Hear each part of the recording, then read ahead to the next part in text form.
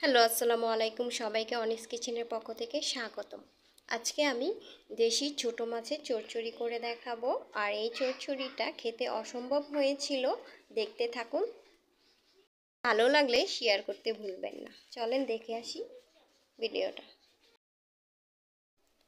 পুঁটি মাছগুলো খুব ভালো করে ধুয়ে পরিষ্কার করে নিয়েছি। এখন আমি এর মধ্যে দিয়ে দিব পেঁয়াজ কুচি। 5টা পেঁয়াজ আমি কুচি করে নিয়েছি, আর দিয়ে দিব 5-6টা কাঁচামরিচ ফেলে দিয়েছি। এর মধ্যে দিয়ে দিব লবণ, আর দিয়ে দিব হলুদের গুঁড়া, দিয়ে দিব মরিচের গুঁড়া, আর দিয়ে দিচ্ছি জিরার গুঁড়া, আর দিয়ে দিচ্ছি তেল। আমার হাতে যতটুকু ধরবে ঠিক ততটুকু তেল দিয়ে দিব। খুব ভালো করে হাত দিয়ে মেখে নিব। এখন দিয়ে দিব পেঁয়াজ রসুন বাটা, দিয়ে খুব ভালো করে হাত দিয়ে মেখে নিব। ছোট মাছের চচ্চড়ি যদি এভাবে করা হয় হাত দিয়ে মেখে, তাহলে খুব ভালো লাগে।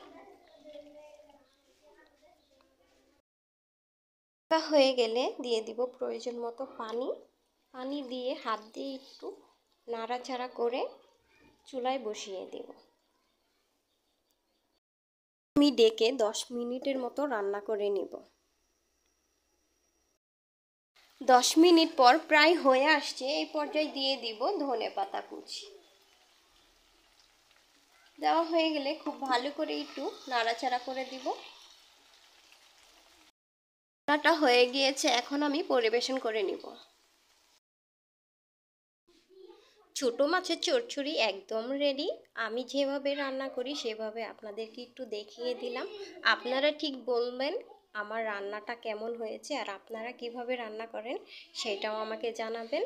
ভালো লাগলে লাইক সাবস্ক্রাইব করে পাশে থাকবেন। আজকের ভিডিওটা এই পর্যন্তই। ভালো থাকবেন, সুস্থ থাকবেন। আল্লাহ হাফেজ।